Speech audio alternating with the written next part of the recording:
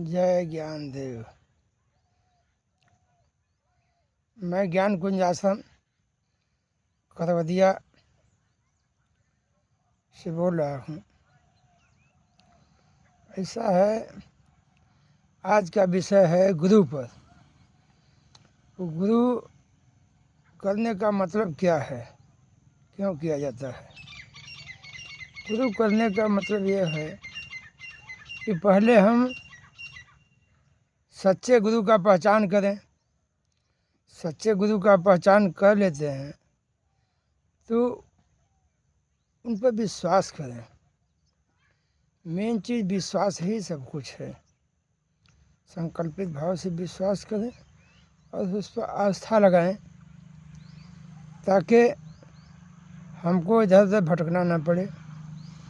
और गुरु शिष्य को गुरु ही बना देता है लास्ट में, लेकिन उसके प्रति उसकी भावना अच्छी होनी चाहिए। शिष्य की भावना अच्छी रहेगी, दर्शन करता रहेगा। यदि गुरु ने बता दिया, कोई विधि दे दिया कि हमको देखो या माला जपो या ओम शब्द का जाप करो, ओम शब्द का जाप करो, गुरु ने कुछ विधि दे दिया, कुछ बता दिया, तो उसको पूर्ण रूप से अपने विचारों या भावों में ले करके उसको करना चाहिए। जपेंगे, करेंगे, संकल्पित होंगे, विश्वास करेंगे, तभी कुछ हो पाएगा। गुरु की महिमा तो अपरंपार है ही है, बिना गुरु का कोई पार नहीं हो सकता है। लेकिन मेन चीज़ है कि विश्वास के साथ उस पर लगना, उनके कहे हुए वाक्यों को मानना, उनके दिए हुए विचारों पर चलना। चलते रहेंगे तो आप एक दिन पूर्ण ही हो जाएंगे। गुरु ही पूर्ण कर देगा, आप स्वयं पूर्ण हो जाएंगे। पूर्ण आप होंगे, करना आपको है। गुरु का काम है दिशा देना। गुरु जब दिशा देगा तो वो आपको विश्वास हो जाना चाहिए कि ये पूर्ण कर देंगे गुरु, तो आप पूर्ण हो जाएंगे। गुरु का काम है चलाना, बताना, आपका काम है चलना। जब उनके विचारों, उनके बातों से, उनके भाव से अवगत हो जाएंगे, यदि विश्वास पहले गुरु पर हो जाएगा और उनके कहे हुए विचारों और भावों को लेकर चलेंगे तो अवश्य पूर्ण हो जाएंगे। जैसे 3 मार्ग है।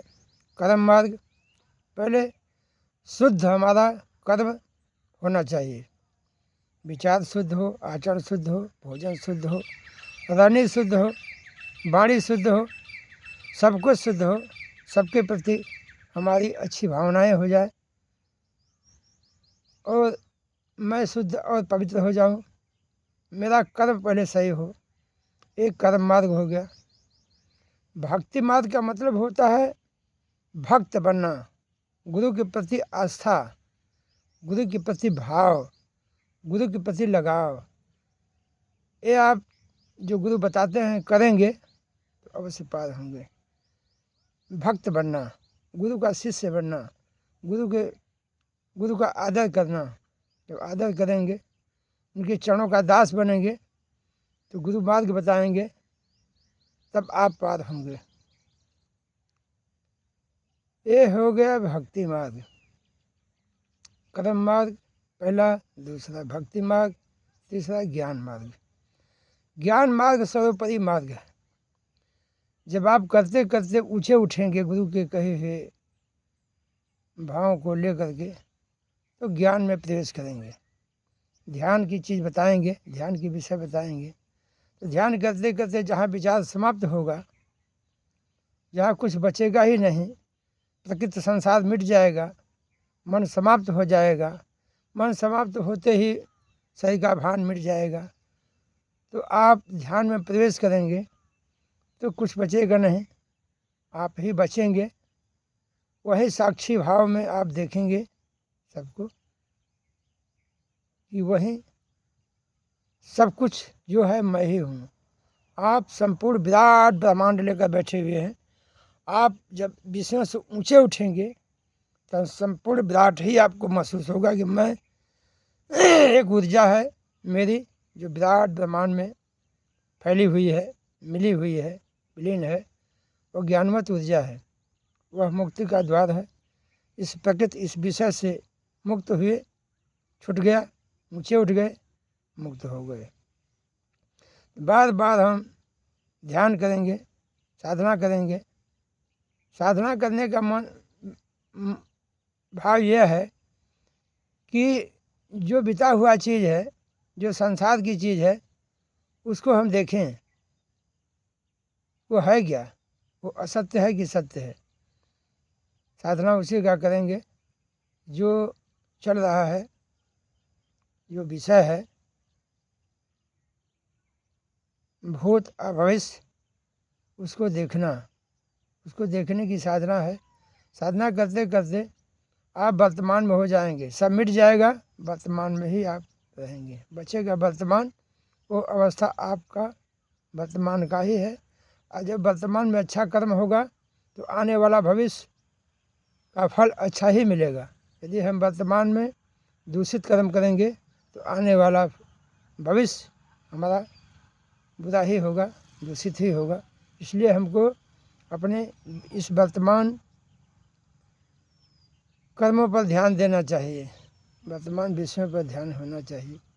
क्योंकि गुरु यही बताता है कि सत्य कर्म करो, सही रहो, भजन करो, गुरु के दरबार में आ जा करो, सत्संग किया करो, नियम संयम का पालन करो, लोगों के साथ अच्छा व्यवहार, अच्छा बर्ताव करो, हमेशा शुद्धता लाने की कोशिश करो।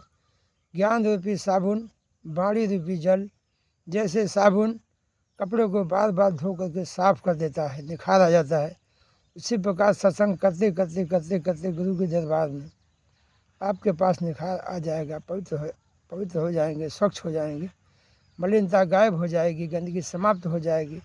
तब साक्षी भाव में आप स्वयं हैया हैं। आप जो हैं वही परमात्मा है, आप जो हैं वही ब्रह्म है, आप जो हैं वही गुरु हैं। इसलिए यही बताता है सब कुछ मिटने के बाद आप स्वयं भगवान रूपी हो ही जाएंगे, आप स्वयं ब्रह्म हो जाएंगे। आप ही शिव हैं, आप ही बुद्ध हैं, आप ही कबीर हैं, आप ही महावीर हैं, आप ही सब कुछ हैं। क्योंकि जो ऊर्जा है वो सत्ता वो सबके साथ वहीं एक ही सत्ता थी, पहले भी थी, आज भी है, रहेगी भी। भूत में थी, वर्तमान में है, भविष्य में भी रहेगी। वहीं एक ही सत्ता है जो सर्वस्व व्यापी है, संपूर्ण ब्रह्मांड में सबको चला रही है। वही एक सत्ता है, ऊर्जा है, वो आप ही हैं और वही सत्य है। उसी को जानने के लिए शरीर मिली है, विवेकवान खोली मिली हुई है, ये पिंडल शरीर मिली हुई है। उसको जानने का कोशिश करें और हर विषयों से विरक्त होकर के अपने आप में लीन होकर के सत्य को समझे। जो सत्य है वही धर्म है, धर्म ही सत्य है। जितनी विषय हैं, जितनी संप्रदाय है संसार में, सब लोग लगे हुए हैं उसी सत्य को जानने के लिए। जितने भी संप्रदाय हैं, जितने भी गुरु हैं, जितने भी हैं, लेकिन सत्य एक ही है। हर विधि से, हर तरीके से लोग खोज रहे हैं, लेकिन तो सत्य को जानने की कोशिश कीजिए, एकाग्र होइए, विचार हमेशा पवित्र करिए, पवित्र रहिए, हमेशा ध्यान में रहें।